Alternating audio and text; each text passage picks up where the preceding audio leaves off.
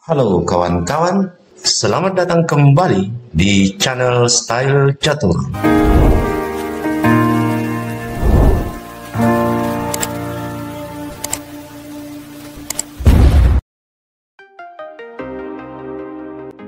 Di video kali ini, kami akan menampilkan sebuah pertandingan catur yang menarik dari seorang Grandmaster catur dunia, Michael Tal.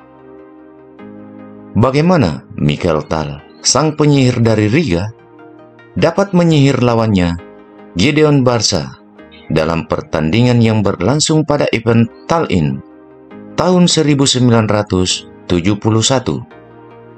Di sini, Gideon Barca memegang bidak putih, sementara Michael Tal memegang bidak hitam. Gideon Barca memulai permainan dengan langkah kuda ke F3, pembukaan Sukertot. Tal membalas dengan pion ke G6, Kingside Fianchetto, persiapan gajah ke G7. Pion ke G3 juga mempersiapkan gajah ke G2, lalu gajah ke G7, Fianchetto, mengambil jalur diagonal hitam. Gajah ke G2 juga mengambil jalur diagonal putih. Kemudian pion ke D6, dibalas pion ke D3, pion ke E5, lalu pion ke E4. Kemudian Tal kuda ke C6, dan diikuti dengan kuda ke C3. Sekilas pemain putih mengikuti irama langkah dari Tal. Kemudian Tal melanjutkan dengan kuda G ke E7, gajah ke E3, lalu Tal melakukan rokade.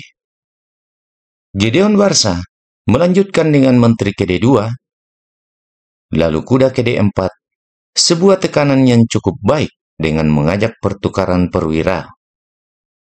Namun putih menolak dengan menjampingkan kuda ke E2, menambah tekanan pada kuda D4. Kita analisa sebentar pada langkah ini. Di posisi ini, putih memiliki opsi menerima pertukaran atau menolak pertukaran perwira. Opsi terbaik jika putih menolak pertukaran perwira, yaitu dengan melakukan rokade pada sayap raja. Atau opsi lainnya, yaitu dengan melangkahkan pion ke H4 untuk mengaktifkan penjagaan benteng di file H. Dan jika opsi menerima pertukaran perwira, semisal kuda memukul kuda D4, maka pion E akan memukul kuda D4, selanjutnya menggarpu perwira dan dipastikan salah satu perwira akan tumbang. Jadi opsi langkah yang terbaik dengan mengambil kuda D4 ini menggunakan gajah memukul kuda D4. Jika pion E memukul kuda D4, selanjutnya mengancam kuda, maka kuda jumping ke E2, menyerang pion D4 dua kali. Kemungkinan besar hitam akan menjawab dengan kuda ke C6 atau pion ke C5. Dan di posisi ini, permainan masih imbang. Jadi kita kembali. Setelah kuda ke E2, Tal melanjutkan dengan sebuah serangan super cerdik, yaitu dengan gajah ke H3. Membuat lawan serba salah dalam mengambil langkah selanjutnya. Semisal gajah memukul gajah H3, maka kuda memukul kuda F3, skak. Lalu Tal akan memenangkan menteri.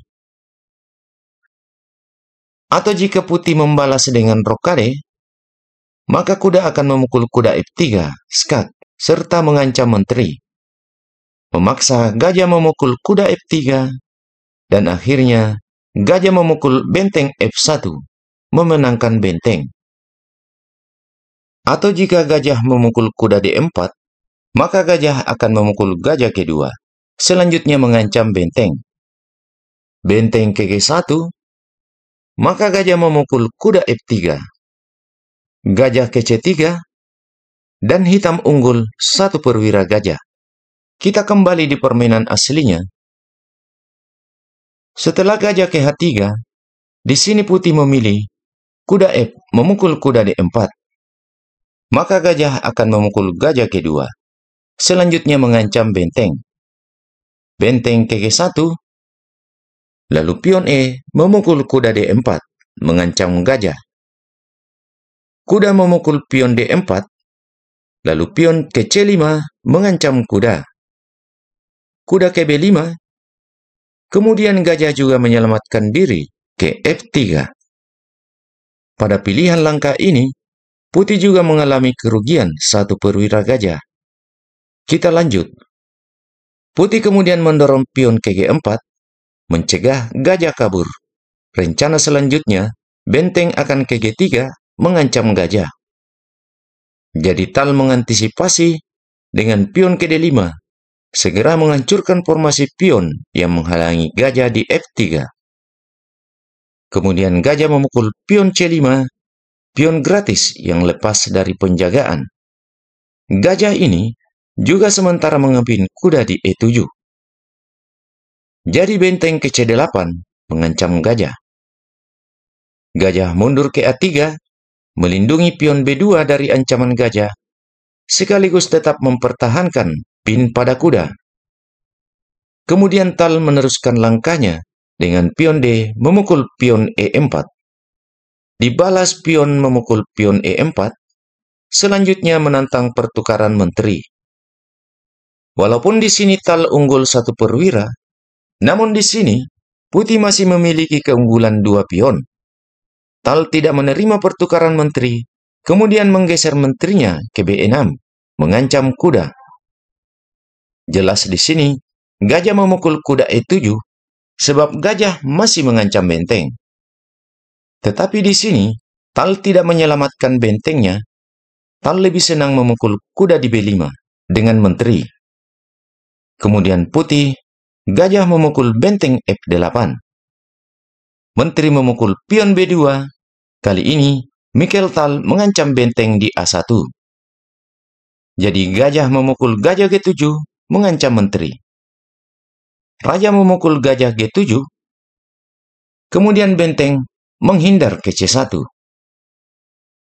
Tahukah Anda langkah Tal setelah benteng ke C1? Ya, di sini Tal mengancam menteri dengan benteng ke D8, pengorbanan benteng. Tetapi di sini, menteri tidak dapat memukul benteng gratis ini, sebab benteng di C1 juga terancam oleh menteri. Jadi menteri menghindar ke E3, masih tetap melindungi benteng C1. Dan kembali, Tal membuat sebuah langkah super brilian. Kali ini menteri memukul pion C2, mengorbankan menteri. Sebuah serangan yang sangat mematikan dari Tal. Jika benteng memukul menteri C2, jelas benteng ke D1 akan langsung skakmat. Jadi putih menggeser rajanya ke F1. Langkah terakhir yang membuat putih akhirnya menyerah, yaitu benteng ke D1, skak. Di sini, putih akhirnya menyerah. Jika langkah ini dilanjutkan, seumpama benteng memukul benteng D1, maka menteri akan memukul benteng D1, skak. Menteri ke E1, kemudian menteri ke D3, skak. Paksa menteri ke E2, menutup skak. Lalu menteri memukul menteri, skak mat. Jadi demikianlah sebuah partai catur yang menarik dari seorang Grandmaster juara catur dunia, Mikhail Tal, sang penyihir dari Riga. Terima kasih telah menonton video ini, dan semoga video ini dapat menambah wawasan kita dalam permainan catur. Sampai jumpa pada video-video menarik selanjutnya, tentunya tetap di channel Style Catur. Akhir kata, salam Gens Unasumus.